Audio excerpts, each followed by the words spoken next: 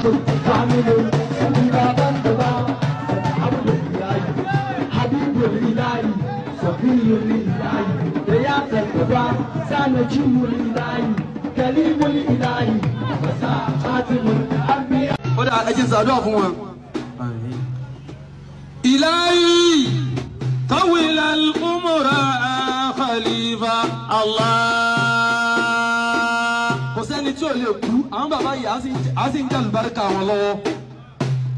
àlùbáríkà wọn lọ́wọ́ ẹrù tí wọ́n rù yìí ó wúwo tayọ ń tà lè gbèrú ó wúwo tayọ ń tà lè sọ bí akànfẹ́ rù pé ká mọ̀ ọlọ́dẹkùn jẹ́ bàbá ogun fún wa. Àmín. Ọlá la ilaha illallah. Àmín. Ọlá Muhammad Rasulullah. Sallallahu alaihi wasallam. Abina idisi sunu kaza zulama Allah. Abina idisi sunu kaza zulama Allah. La ilaha illallah.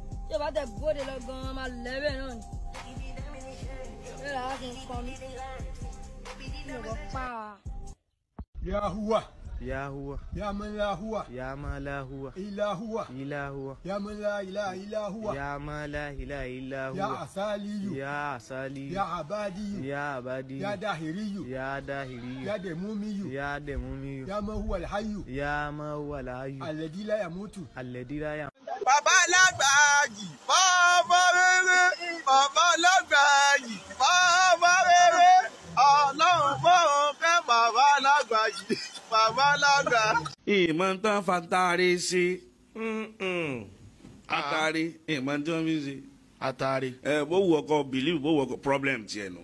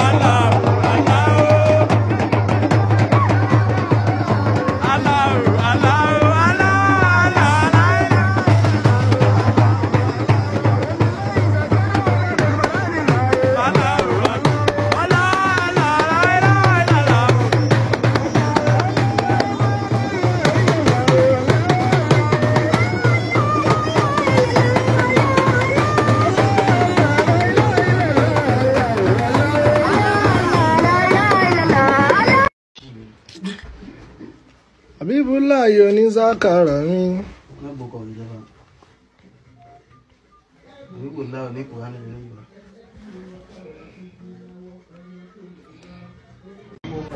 Wọ́n ní ká mọ̀ fọwọ́ mẹ́wẹ̀ẹ́ wá jẹun.